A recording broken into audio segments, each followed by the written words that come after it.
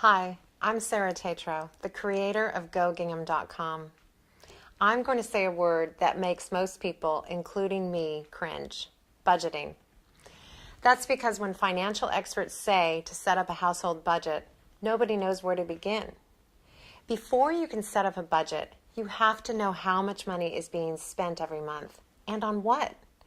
If you don't know how much money you're spending, you can't improve your financial situation. No one spends their money thinking they're wasting it, but at the end of the month, a lot of people end up without any money saved, and they have no idea of where it went and why. Before you can budget or redirect resources into your savings account, you have to know how much money you're spending and on what. The only way to find this out is to track your spending. Tracking household expenses isn't about writing down every single penny you spend. Tracking household expenses is grouping your past spending into a few meaningful categories to get an overall sense of where your money has gone over the last 3, 6, or 12 months. Now that I've explained why you should track household expenses, let's take a look at how it can be done. I've broken this process down into 4 steps. Number 1, make it easy to get the information. Tracking expenses is so much easier if you have just one checking account and one credit card. Whatever you can do to consolidate your accounts will pay off big time. Not only will you have an easier time tracking your expenses with one checking account and one credit card, but you will save money on your banking and credit card fees. The bottom line here is that the easier it is to get to your spending information, whether it be bank statements, credit card statements, or your check register, the easier it is to track expenses, and the more likely you are to actually stick to it. Number 2, put expenses in buckets or categories the way they're purchased.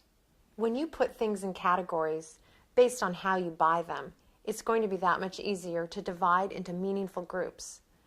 For example, when I go to the grocery store and buy toilet paper, laundry detergent, and groceries, that total expense goes into my food category. I don't want to waste my time trying to divide out my household products from food, so I just enter that expense in the same category.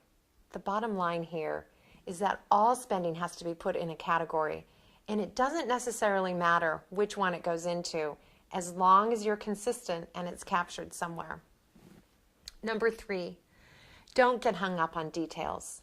Limit the number of expense categories to a few but meaningful and useful ones. You can easily and quickly get your arms around your spending without getting all twisted up in the details.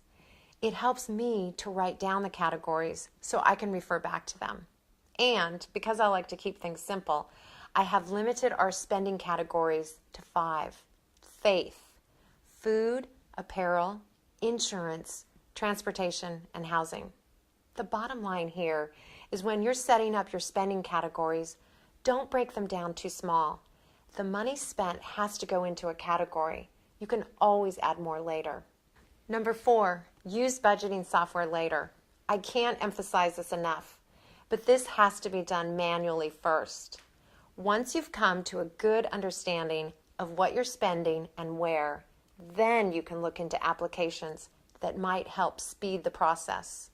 But don't confuse speedier with better.